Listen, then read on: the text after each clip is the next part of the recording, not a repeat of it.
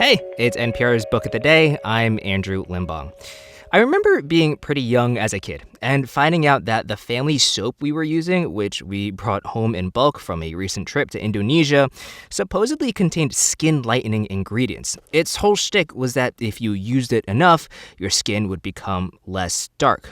Probably a spurious claim, but that was its intention.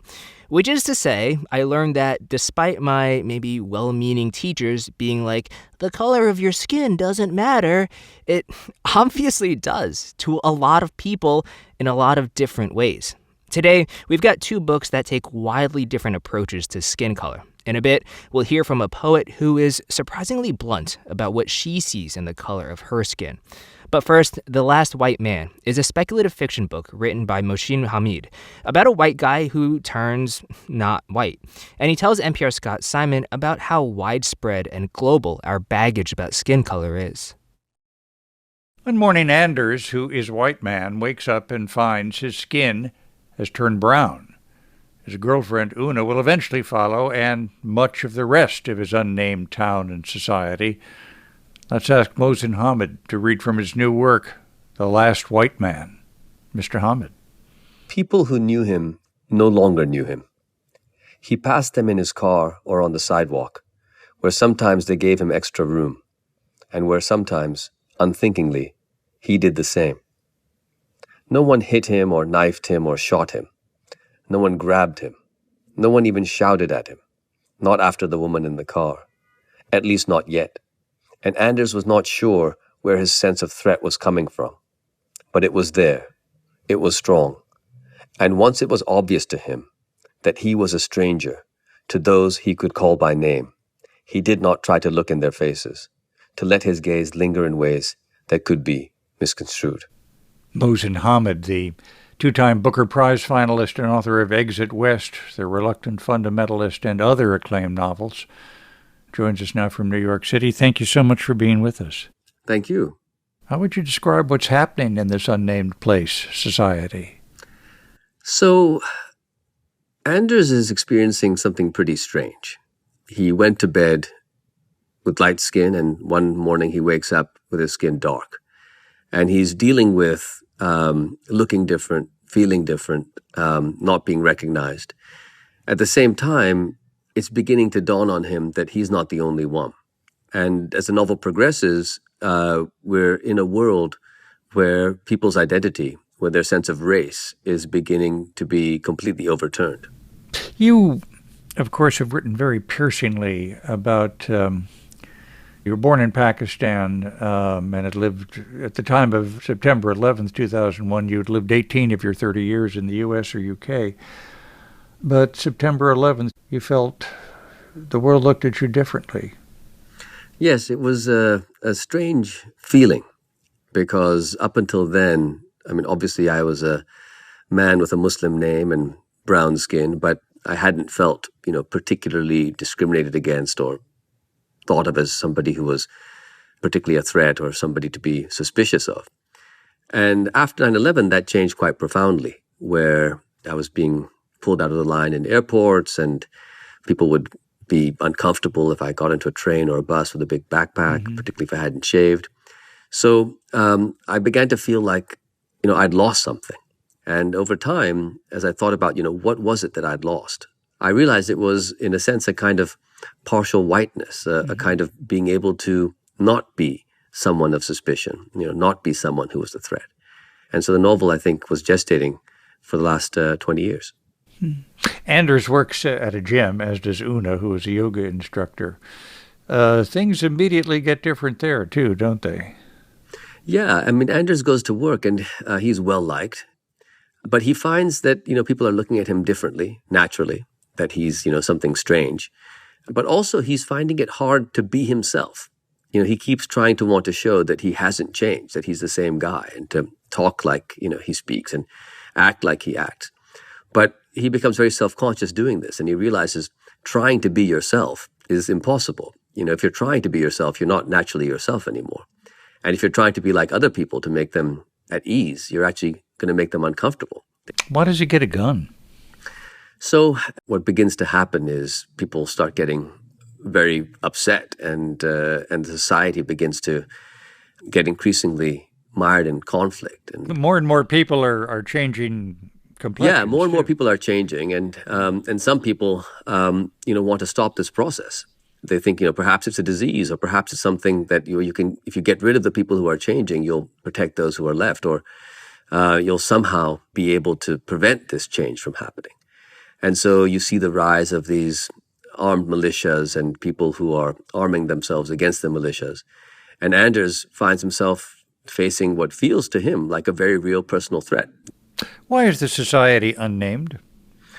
It's unnamed for a number of different reasons, but I recognize it's none of my business, in a sense, because it's the book you've written. But No, it is very much your business, and it's the reader's business. When a reader gets a book, they get these words, but those words are not what they experience. They experience people and images and feelings that they are creating inside themselves. And when a reader imagines a novel into existence, they are making half of that novel. And I try to write novels in a way that leave readers quite free to play that role. So I tend to write small novels. I tend to write novels where a lot of details are missing. And so if a reader in America wants to imagine it as being small-town America, and if a reader in Britain or in Scandinavia wants to imagine it in their country, or if you want to imagine it somewhere else, it's open to you. I, at various times, made it South Africa. I made it India and the caste system. I think one of the things that I've realized living outside the United States is just how widespread these phenomena are. One might imagine that, for example, current political trends in America are unique to America. But you look around the world, and in fact, very similar things are happening in very different countries. So whether that's, Britain with Brexit, whether that's Turkey under Erdogan, or India under Modi, or Brazil under Bolsonaro, or Russia under Putin, in so many countries you have a group, or Pakistan, of course, you have a group that thinks of itself as a kind of dominant group, that imagines its position as sort of becoming uncertain, and that has a kind of nostalgic politics that talks about, going back to the better way that things used to be. So yes, Anders and Una's story certainly could be a story set in many places that are very different from the United States. You were considered one of the most important of contemporary novelists in the world. Is that a kind of burden? I don't know about that. I think, my kids would probably disagree with that characterization of their bumbling dad. But I would put it slightly differently. Yeah. I think that as somebody who has lived between countries and is a very mongrelized, hybridized kind of person, I'm, I think, personally very sensitive to the idea that societies are going to, in a sense, evolve in a way that excludes mongrelized, hybridized people like myself. When I start to feel the sense that people are talking about who's a real Pakistani or a real American or a real British person, it's not something that I experience theoretically. It's something I experience very personally as threatening to the kind of human being that I am. So I suppose my response to your question would be to say that it's because of so many things in the world that are not the way I wish them to be that I write these books. And if you gave me a choice, would you rather have the world that you wanted and not be writing books, or have this world and keep writing? I'd be happy to stop writing. Mohsin Hamid, his novel, The Last White Man. Thank you so much for being with us. Thank you. Alora Young's debut poetry collection, Walking Gentry Home, is a memoir about the women in her family's lineage. And in this interview with NPR's Leila Fadel, she's extremely direct and plain-spoken about the weight of history that her family has carried, and by extension, she carries with her too, every day on her skin. A young Black woman coming of age traced her life back through generations of mothers in her family. My name is Alora Young. I'm 19 years old. I'm a poet, I'm an activist, and I am a lover. Young has a gift for spoken word, and she archives her family's history in her new poetry collection, Walking Gentry Home. She recounts the stories of 9 generations of women in her family, all the way back to Amy, who was the first of Young's 4 mothers to arrive in Tennessee. Amy was enslaved and had the child of the man who enslaved her. The book takes us through all the stories that come after until we get to Young's own story, still being told as she moves from childhood to adulthood. I asked Young to read the first poem from the book. I have many mothers. They are mostly black. They are mostly broken. They have existed here for centuries. They are dying with the towns that birthed them. Wow. Can you tell me why you started the book this way? I started the book this way because I feel like this is a story that doesn't have a starting place. And I started it with the line, I have many mothers, because for thousands of generations, Black women have existed on this planet, and all of the culmination of thousands of women have led to me being here. Was this always going to be a memoir of your family history, or did it become that as you wrote your poetry? It always needed to be about my family's history, because these poems, they didn't start out about me. They started out about not knowing the names of my family members, about losing my grandmother and thinking what difficulty she must have gone through being a pregnant teenager in the South in the 1960s. Yeah. It's the brutal realities that my family members faced, and I wanted to make sure their stories were never, ever, ever forgotten. You call it Walking Gentry Home. Let's talk about who Gentry is.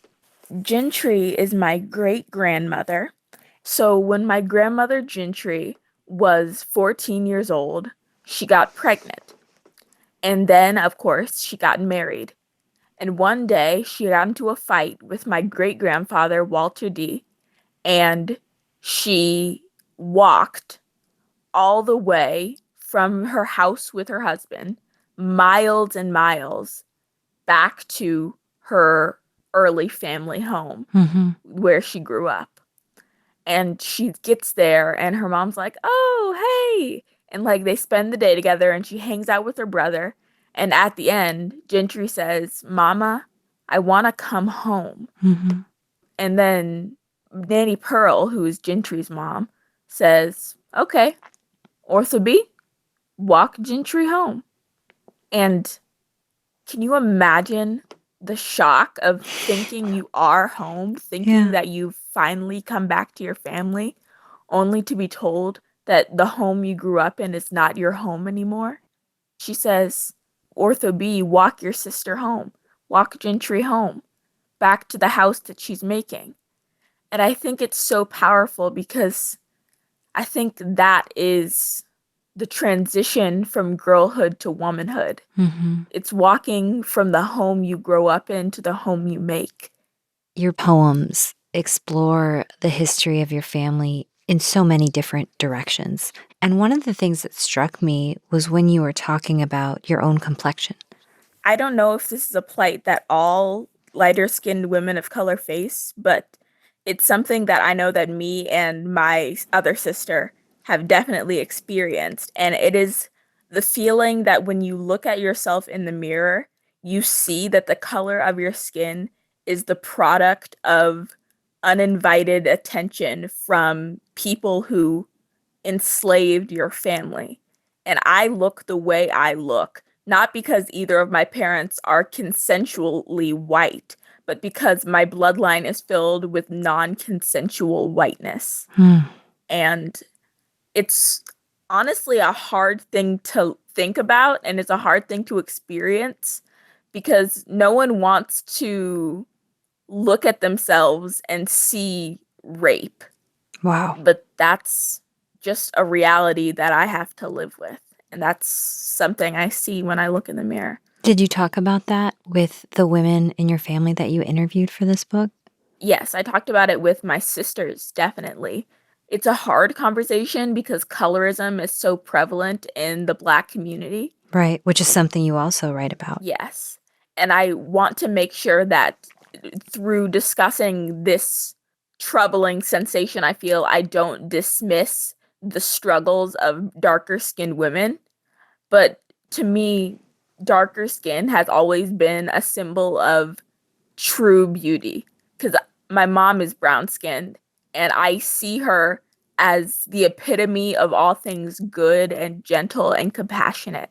In your book, you write about a lot of painful and shameful history, but you also write in this hopeful way about partnership and how you can't let hate devour you, that you can't climb alone out of something. When you write these things, these poems, are they a path to solutions, to understanding, to breaking the cycle? Yes, I believe so. I believe that poetry is such a powerful tool because it can convey the human experience in a way that no other kind of writing can.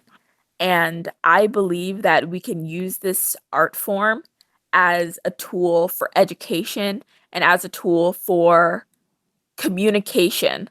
I believe poetry is something that can cross any line, any border. And I think we need to try to cross these lines and cross these borders and connect our world through the arts, because we can make the world better. Alora Young is the Youth Poet Laureate of the Southern United States, and her new book is called Walking Gentry Home. What a voice you are. Thank you so much for your time. Thank you. And that's it for this week on NPR's Book of the Day. If you want more, you can sign up for our newsletter at npr.org/newsletter/books. I'm Andrew Limbong. The podcast is produced by Nina Rao and edited by Megan Sullivan with help from Mason Tran. Our founding editor is Petra Mayer. The show elements for this week were produced and edited by Viet Lee, Peter Breslow, Matthew Shorman, Jan Stewart, Matt Ozug, Ashley Brown, Justine Kennan, Elena Burnett, Ed McNulty, Samantha Balaban, Rina Advani, and Jivika Verma. Beth Donovan is our managing editor. Thanks for listening.